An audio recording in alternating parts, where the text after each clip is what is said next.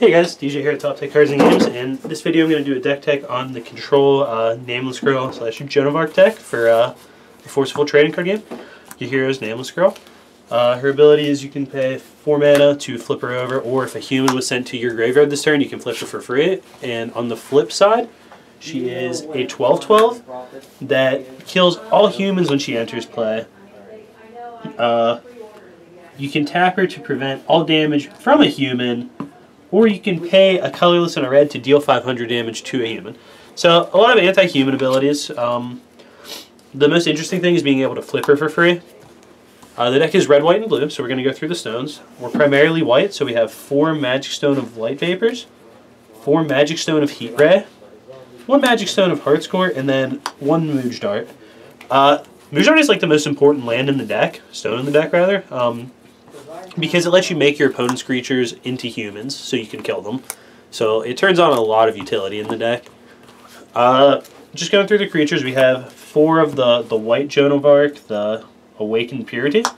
And what she does for this deck rather, is A, she's a human, she's a saint, which matters for a card later in the deck.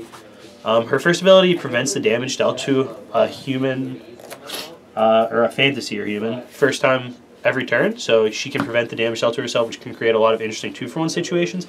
And then her Awakening is you pay an extra white mana, and you can put a fantasy creature in the deck, which for us are Gilles de Rais, which is a really our win condition. He's a flying creature, he gets really big for all the Firestones you have, and you can get rid of your Firestones to recur him, and you know, just another hard to deal with threat with decent stats. He can end the game. He's got 12 defense, 1200 defense, so he's really powerful. Next we have 4 1-Inch Boy. 1-Inch Boy is a really cool card for control decks because it just kind of locks up the board, keeps your opponent from attacking. It is a human, so we can kind of suicide it into something to set off our Nameless Girl flip. And it matters also that it's a human for cards like Charles VII.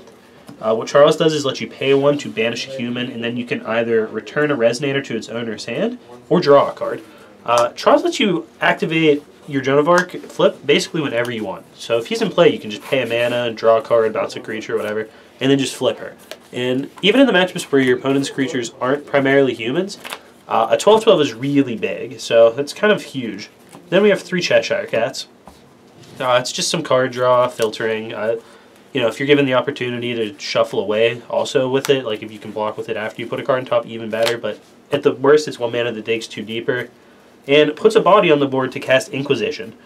Inquisition is the best card in the deck, I think, and really the main reason to play a Joan of Arc deck. Normally, if your ruler isn't Nameless Girl or Joan of Arc, you have to tap 2 of your creatures, rest 2 to Resonators, to destroy one of your opponent's creatures. And then they get the chance to copy the ability, so they could tap 2 of their guys to kill one of yours.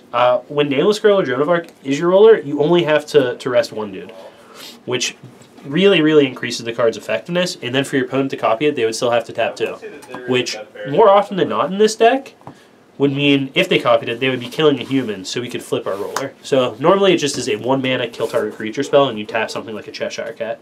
Then just some more general removal. We have 4 Thunders, which deals 500 to a Resonator or to a player. 4 Duel of Truth.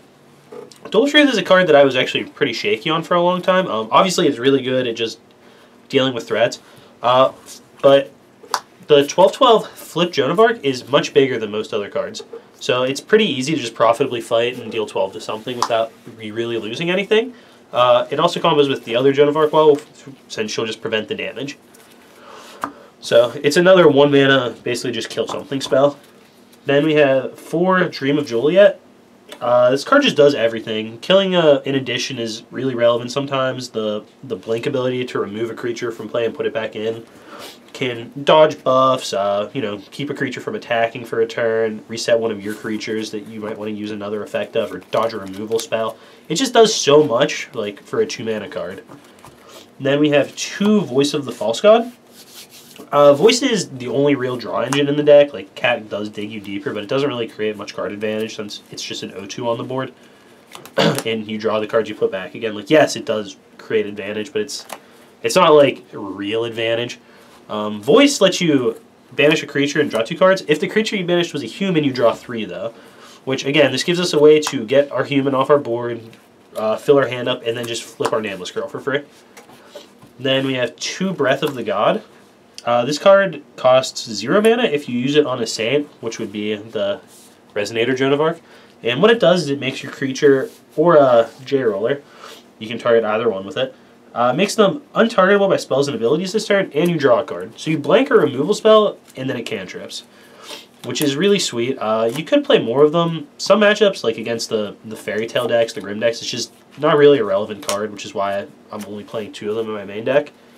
Then I have 2 Rapid Decays to deal with the abundance of aggro decks right now. Since the game's pretty new, people are kind of flocking to whatever the easiest thing they can put together is, cheapest thing they can put together, and Rapid Decay is just really sick against those decks.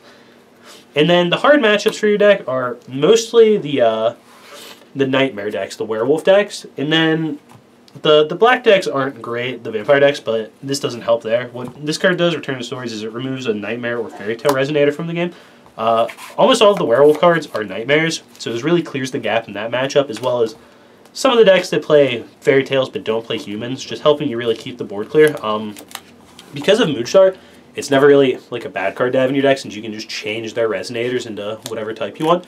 And then one of the coolest thing about playing these 2 cards in your deck is when your opponent plays Gil'dara, that means they can't recur it if you can just remove it from the game. It never goes to the graveyard, so it's just removed instead of them being able to recur it and really make your life difficult. As far as sideboarding goes, you would want to play some more Return to Stories, some copies of Grim, the creature version that is, to remove opponent's creature from the game. You definitely would want to side a separate rule or 2. You could side Hellsing, you could side Lumia if you wanted to add Almerius to your lands. You know, maybe like Blood Moons. There's a pile of different cards you can sideboard, but it really depends what decks you're seeing play. So I haven't put one together just yet. Well, I put one together, but it's not fully complete, and it just depends too much on what decks the people around you are playing. But this is a really cool deck. It's very good against the Grim deck, which is the reason I decided to put it together, because I do think that's the best deck right now. It does have some weak matchups elsewhere. It's just terrible against Werewolves. It's okay against Vampires. The matchup's not like terribly skewed, but it's definitely not like great for you. But against everything else, the deck's been performing pretty well. It's a really cool deck. I'm a big fan of playing Control in basically whatever game, which is the reason like I was drawn to this deck. And if you're a Control player in general, like I am, you'll really like this deck too. So, you know, if you're looking for a deck like that to get into Forceful with, this is definitely something to consider. There's some other Control decks, and we'll just have a lot more Forceful content coming soon, guys. So I hope you're enjoying it, and hope you're really interested in the game. Thanks for watching.